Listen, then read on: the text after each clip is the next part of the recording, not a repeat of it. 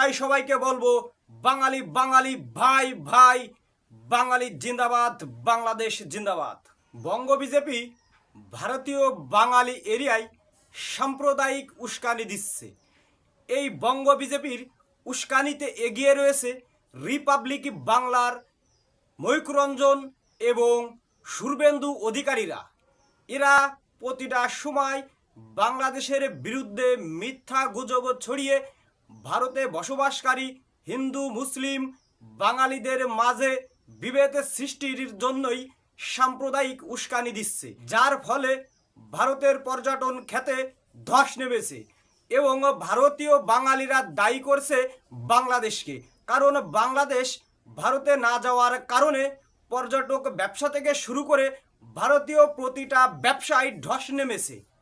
এই ধসের কারণ একমাত্র বাংলাদেশ।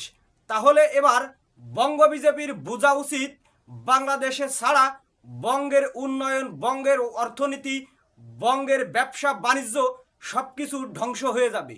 তাই ভারতে বসবাসকারী বাঙালিদের কাছে আহ্বান জানাবো, বঙ্গ বিজেপিকে বঙ্গ থেকে উৎখাত করে অসাম্প্রদায়িক বঙ্গের রচনা করার জন্য আহ্বান জানাচ্ছি।